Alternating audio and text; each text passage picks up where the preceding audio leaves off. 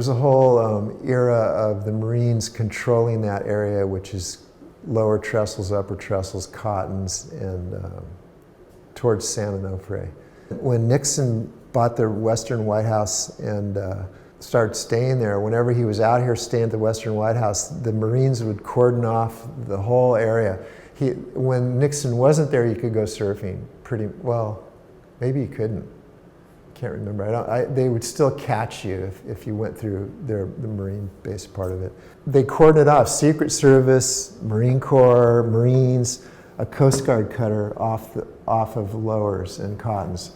So the story is that these kneeboard guys came in because it's one of the best waves in California, maybe the world.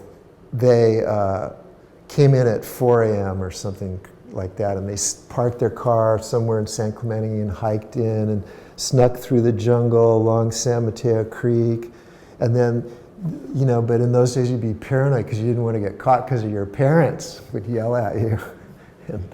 and so, or worse.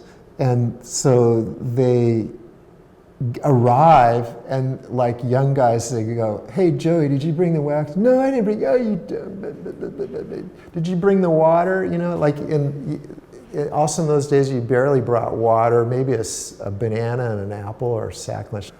They're in there arguing as guys do, "Oh yeah, you should have. It's your fault. No, it's your fault." That type of stuff.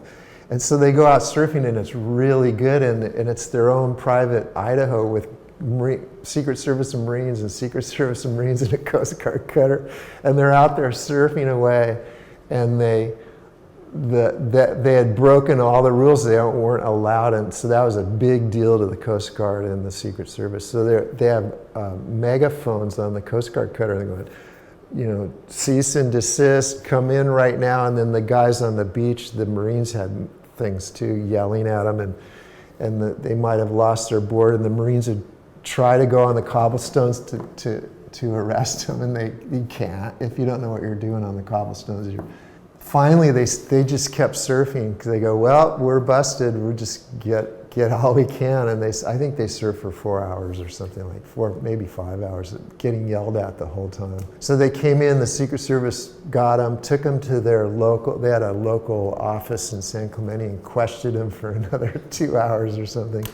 And so these surfers were kind of, after they'd gone through this whole ordeal, they said what blew their minds is they went in to be interrogated, and they tape recorded them on the beach because the Coast Guard cutter had a big listening ear that they could point at them. So everything they said on the beach, which was all benign guy stuff, like, "What? Where's the car keys?" "I don't know, you dummy," And so they let him go.